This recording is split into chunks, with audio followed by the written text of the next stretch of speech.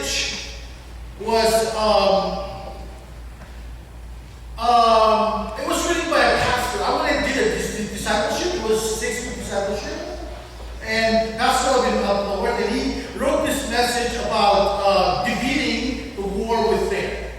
You know, this message is so applicable to each one of us. You can find it in Philippians chapter 4. Philippians has only 4 chapters, and verses 4 to 9.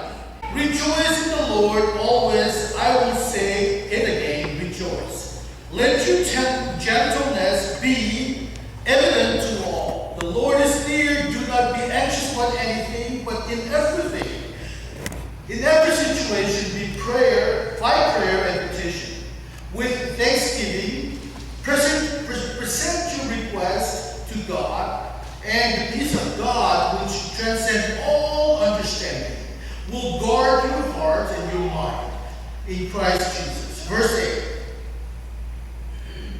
Finally, brothers and sisters, whatever is true, whatever is noble, whatever is right, whatever is pure, whatever is lovely, whatever is admirable, if anything is excellent or praiseworthy, think about such things.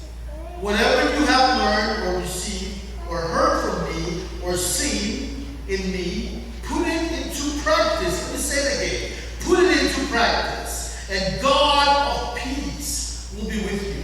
Now, the testimony that my brother from Shai did, he actually was in the war in both Afghanistan and Iraq, and he survived both tours.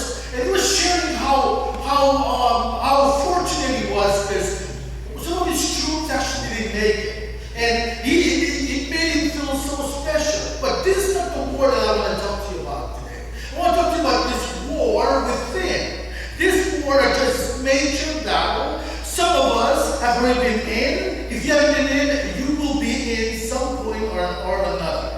This battle is not physical war, but specific, that is raging within us as Christians. And this is called, I'm sure you've heard this word, anxiety attack. Anxiety attack causes lots of fear. You know, like if you're, oftentimes we sit and we think about, we should worry about things that will never happen. It brings fear in us. It also makes you feel so insecure about things. You know, this anxiety attack also causes you to lose the streaming away of relationship. Lots of relationships are apart because of this anxiety attack. History shows that immediate cause of war, enemy is raging to take over people or land. So in the process of taking control, peace is stolen from the land. Fear is spread throughout the land, and people become wounded and crippled. Now, we're not talking about actual war, the war on terrorism. We're talking about the war within each one of us. This is not different than anxiety attack that we face in our lives. This war within has one objective, and that is to steal and take control over your land. So you might be thinking like, sure, what land are you talking about? There is no land in me. I feel hard, I see lungs, but I tell you, this land that I'm talking about is the land of your heart, the land of your mind, and the land of your will. These 3 things, know that you may think that they're separate, but they're linked. Mind, heart, and your will. So, if not defeated, how would you be? This will bring like multiple bombs of fear. You know, like the first war, Desert Shield and Desert Storm, during Desert Storm, what US did to Saddam Hussein was he introduced shock and awe. You know, like the bombs when it drops and it explodes, it makes a loud bang noise. Tell me, what about these bombs that are? But again, I want you to focus on what's in your heart. It caused a lot of weariness. It also caused a lot of depression. I don't know about the pregnant people here, if they're depressed a lot, but that's a different story. Or it even whispered death in your life. If not defeated, it will aggressively strip all the healthy relationship that you have in your life. It will cripple you, not only mentally, but also emotionally. And ultimately, it will destroy you. So I want to encourage everyone here. Here is a reality. All of us at one point or another will be drafted into this war. If you haven't yet, you will be drafted. There is no exception. And some of us have been fighting this war for a very, very, very, very long time. And others of us have figured it out how to overcome.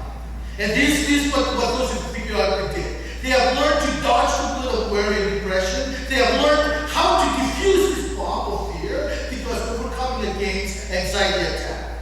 And so was this Apostle Paul who wrote into the Philippians.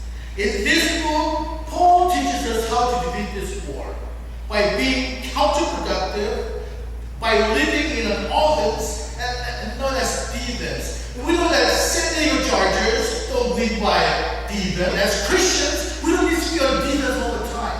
We have this sword. We have the Word of God in us that we can use as an offense. So today, I would like to talk to you about how to defeat this war. If you look at verse 4, chapter 4, verse 4, it says, it starts out with the first point is rejoice in the Lord from the position of spiritual identity. I'm going to talk to you about these two different identities. I want you to please follow me in this. Now, first point, rejoice in the spiritual identity. You cannot rejoice in the Lord unless you are in the Lord. Let me say it again. You cannot rejoice in the Lord unless you are in the Lord. This verse 4 is speaking to the Christians, those who have accepted Christ, those who were once a drum, those who were once not reading the Bible, those who were once living a life that is in sin. You cannot, don't fool yourself, you cannot rejoice in the Lord unless you have come from this camp of darkness into the camp of light. So I want to encourage you, brothers and sisters, like this. When you say yes to Jesus, that means you are being convicted in the Word. The Word of God convicts you. And in Jesus Christ, only in Him you are satisfied. Only in Him you are blessed with every spiritual blessing. And in Him you are holy and blameless. And in Him is the only way to rejoice in the Lord is to know your position in the Lord. So I want to talk to you about this. I don't know if you can see this up here. I want you to tonight, if you're taking notes, just write this acronym. P-A-W. P is our position in Christ. Position. Not possession, but position. I have this Russian accent, so forgive me. And the A is our appearance in Christ. And W is our wealth in Christ. What does that mean? There are two identities. One was our former self, and then the new one is our biblical identity. So, we're going to talk about the natural identity first. See, natural identity is like, my natural identity is I'm from Tribe, I'm from Maryland. The best part of Tribe is Maryland. I'm glad that I don't try to argue with me on that. But the best part of my cliche is Tribe also, and that's my natural identity also. So, here's my natural identity. I am 6'2", about 185. That's my natural identity. I speak very fluent English, no broken English. That's my natural identity. That's how you see me and how I see me. But see, there's a flaw in that. Oftentimes, when we come to serve God, the enemy brings this negativity in us. It tells us that I see myself for who I think I am. I am sick to myself. I can't get ahead. I keep seeing all my sinful habits. Does that sound like things that we think about on a daily basis? I feel like I cannot trust God. God is so distant from me. He doesn't really like me. He sees my sin. And I feel like I have to try hard to earn His favor. I do not like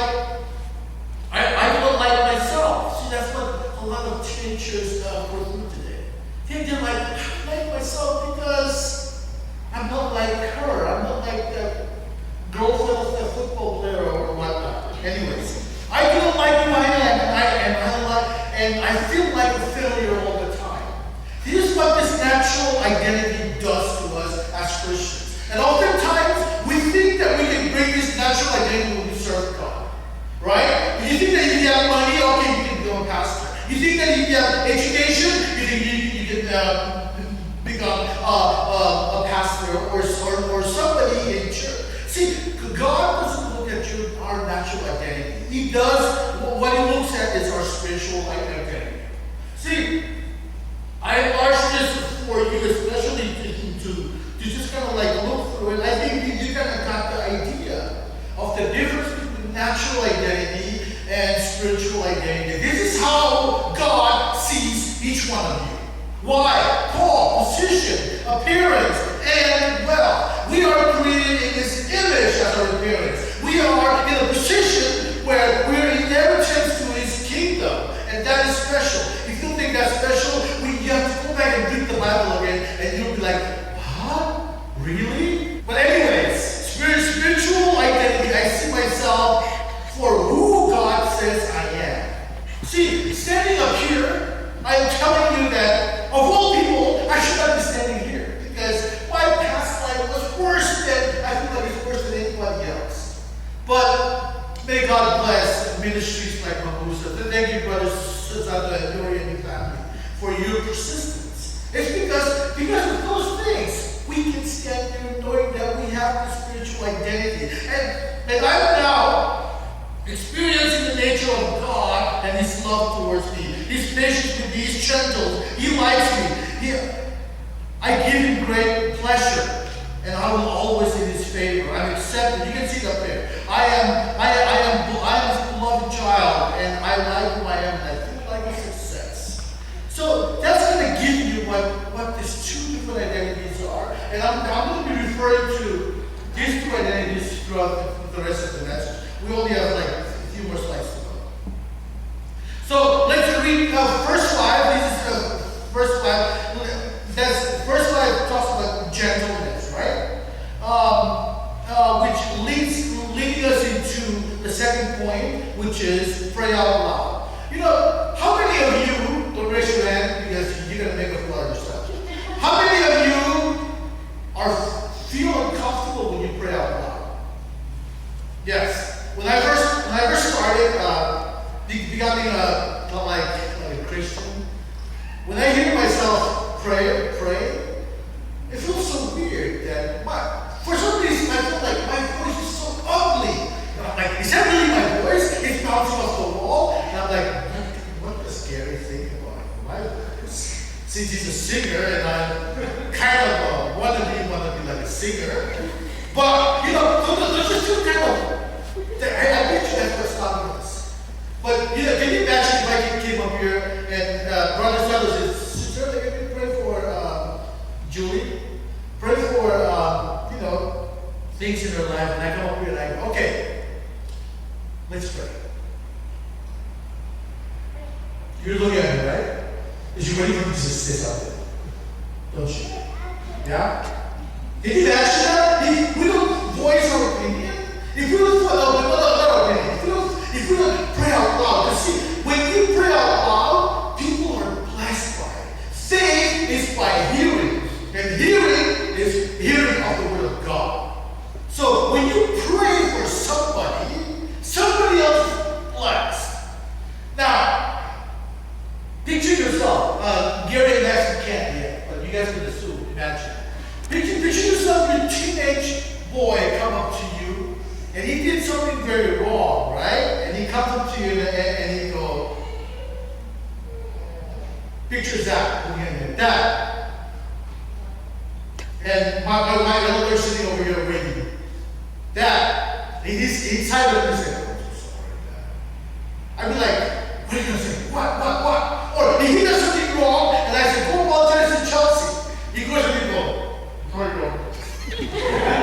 Like, no, not like that. Go tell her that you're sorry. So Vanessa can know that you're sorry. So next time Vanessa messes up, she can come and say, I'm sorry, Zach. Or I'm sorry, Chelsea. Imagine that. My tradition, though, Kushai, I gotta speak for Tuesday. Yeah. Kushai, we like to come together and we pray. We're just like,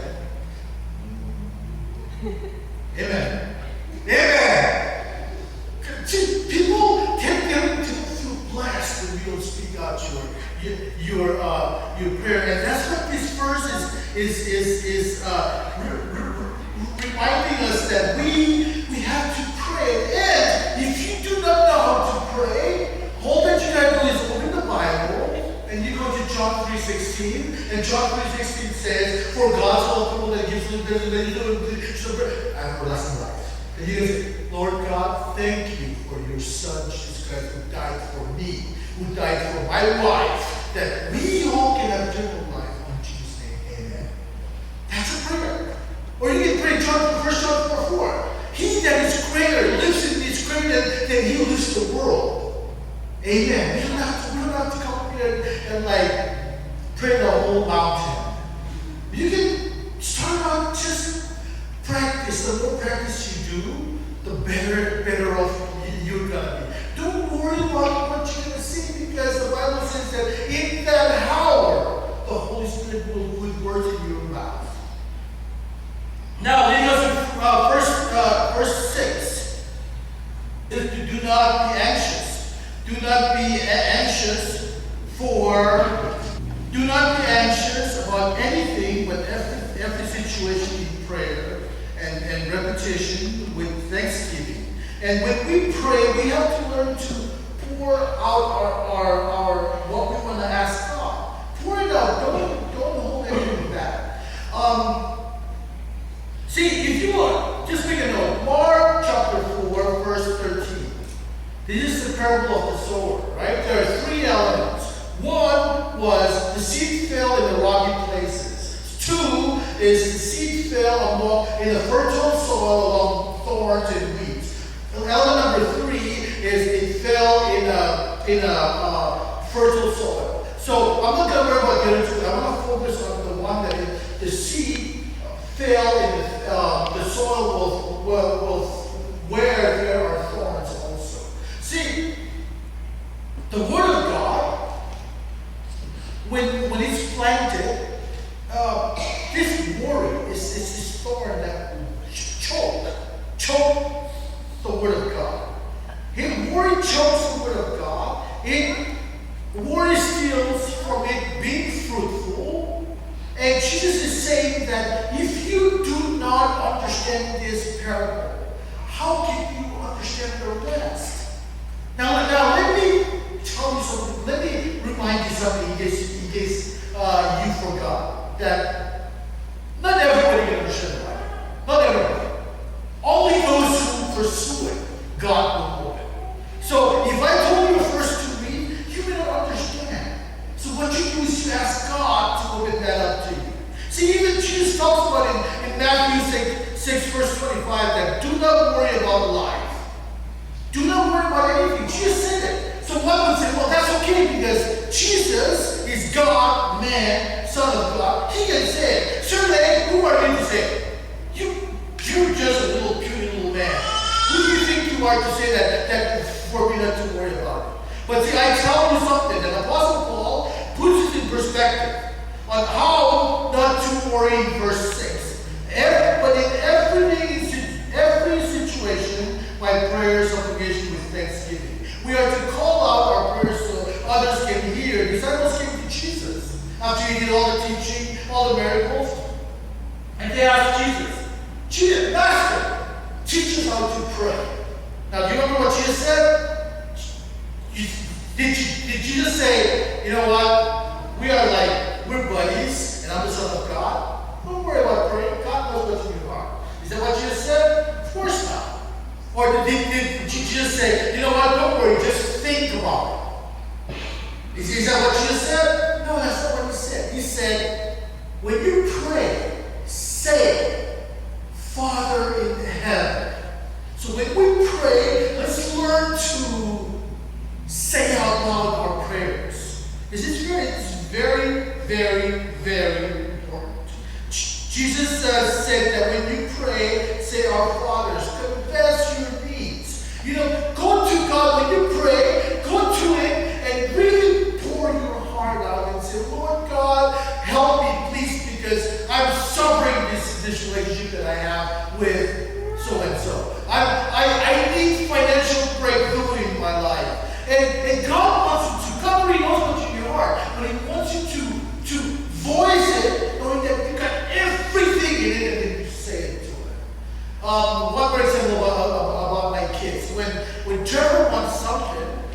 come up to me and they go, "Hey, Bobs, what's up?" I'm like, "I'm good. I'm good. I'm gonna go clean the bag." Or he would come up with something, and I'm like, "Okay. Did you want to go play basketball? Try 1 hour to play basketball?" He said, "You think I can?" So see, we felt, but he's not as smooth as Vanessa. Vanessa would come and go, "Hey, Bobs, what's up?" And I'm like, when Vanessa does it, and I'm like, "You know what? I'm going to answer yes." See, when they come to you with like, well, not to be triggering, but to come up with things to really ask, you as a parent, you're convinced. Now think, the Bible says that we are created in God's image, meaning that we may have the same mentality, not little body parts, but the thinking structure, we have the same. So if I think as a parent like this, would God think kind of like the way we think? I bet you would. I bet you would. So go to God with everything that you want. Don't hold back. Don't hold back. And one thing that verse 7, and the peace of God, which transcends all understanding, will guard your heart and your mind. Now, I want to like stay up a little bit, because see, one of the things that hurt us so much is rush.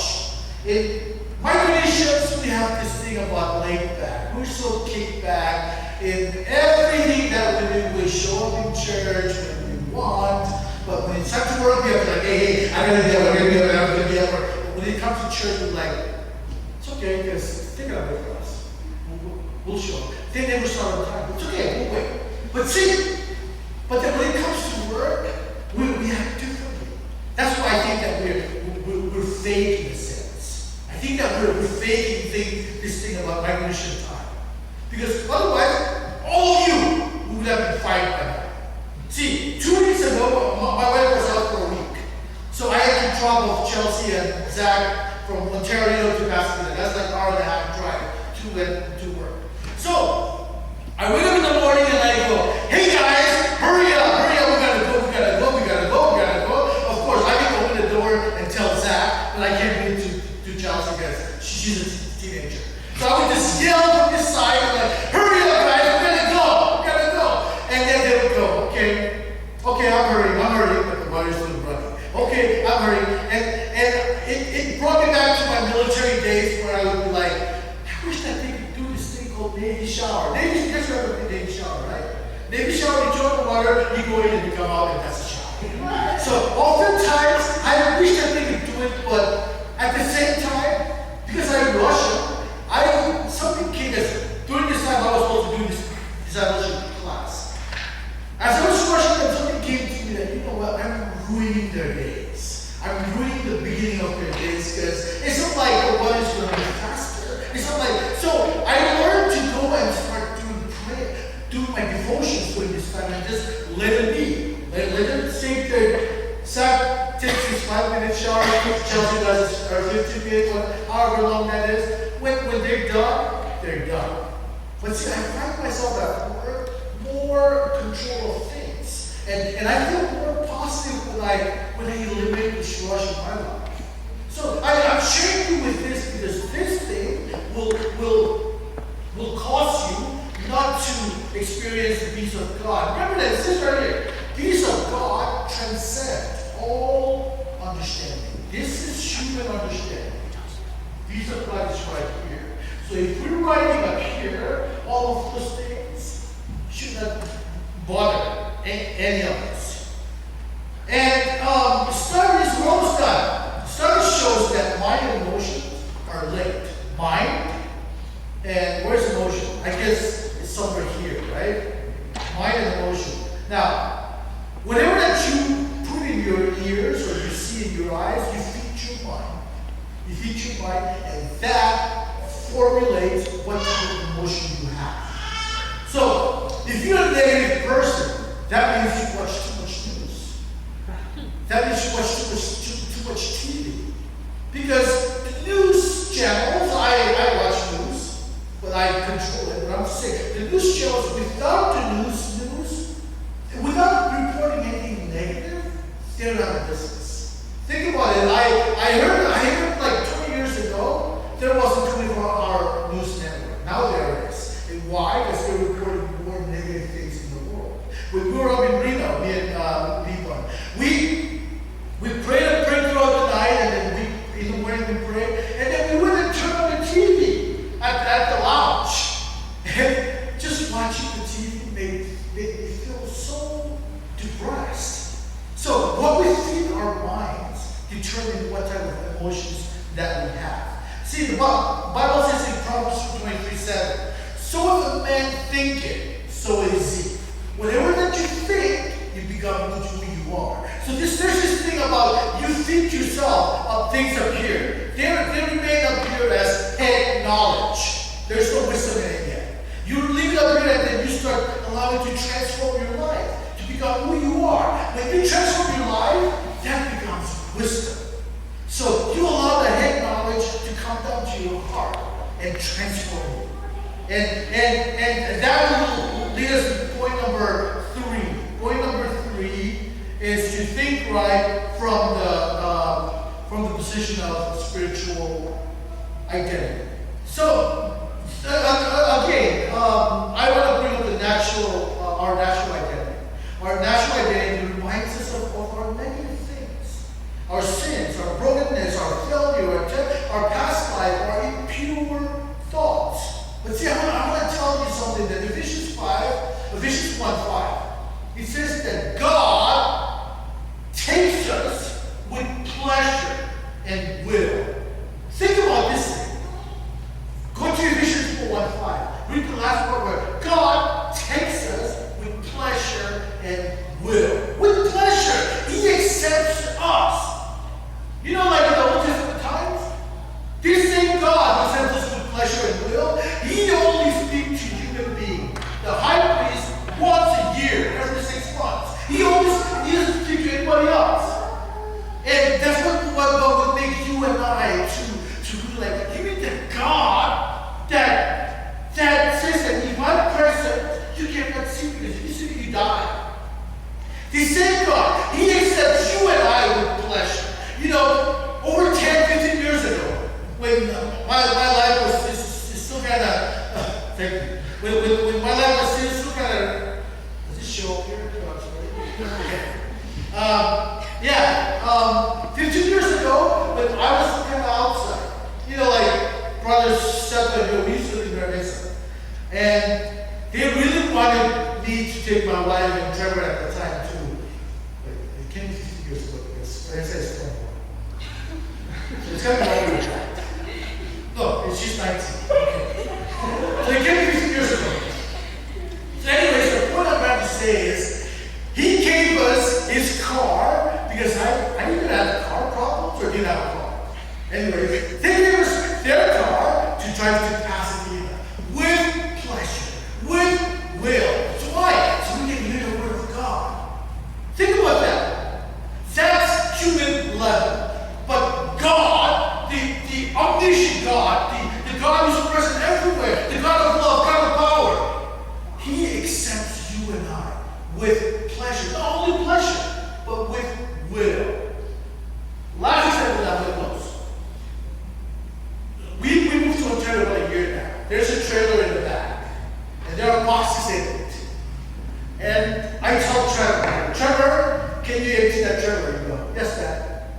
And he goes, he does the busting off for the day. A year now, there's the boxes on that trailer. And I'm like, I look at it, I'm like, okay. When Trevor says, yes, Dad, does it take it with pleasure and will? Or does he just like, well, let me do it so my dad can get off my back? Now, how many of you do the same thing? How many of you do the same thing about this? We all do it, but see, God, that we're here worshiping, he accepts you and I with pleasure. Like we say, come. And not with pleasure, he wills for it. That is special. That is special for you to like this, just like say amen to it, or just stand up and like give a hand for God, or so. That is so special. I don't know why you're clapping. maybe that's the next. But anyways, these are these, and then verse 8. We're going to go to verse 8 and then close.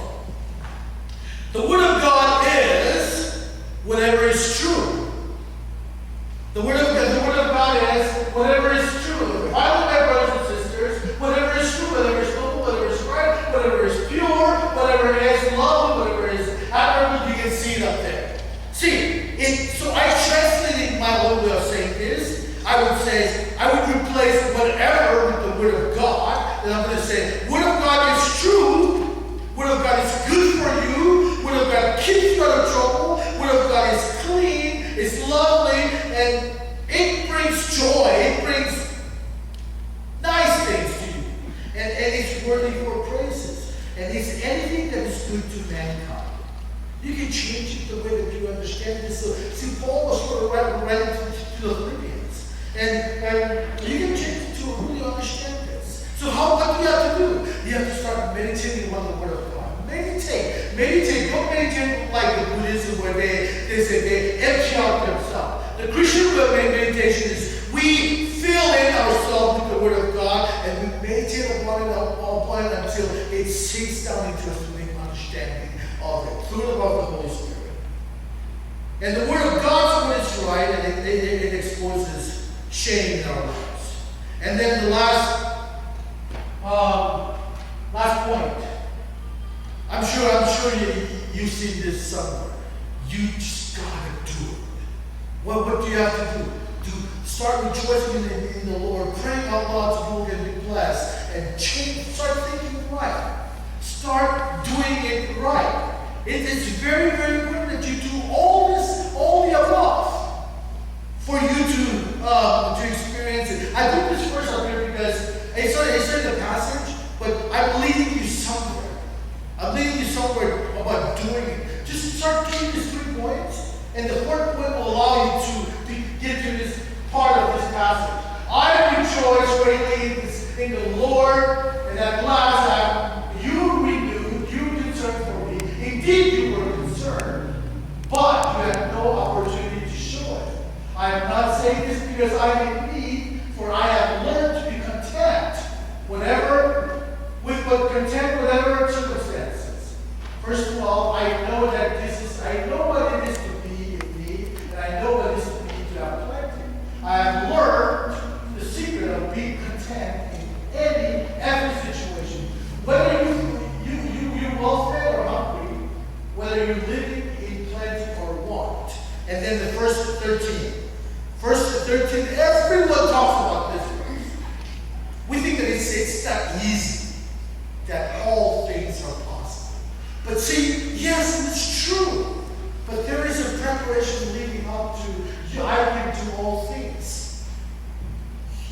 In you, in Him who gives me. So I want to be honest with you. Sometimes when we share this verse, we are very arrogant about that. Don't worry about things. All things are going to work out. But see, you got to do your part. See, God will not do for you what He's going to give you strength to do. Remember that. God wants to pray, ask God to love people. Because as Christians, we are to display the fruit of the Spirit. What is the fruit of the Spirit? Love, joy, peace, self-control at the end. So let's not fool ourselves in thinking that we can just it's okay, I'll just do whatever I want to do. Then this person said, I can do all things. No, you cannot do all things if you don't change yourself first. That's why Paul is leading us into this. And that's going to be something that we Christians have to do. Is start changing the way we do things. Our old self does not work anymore. It's dead. We're new people. We're a new person. So I want to encourage you that this message, every single one of us in here, either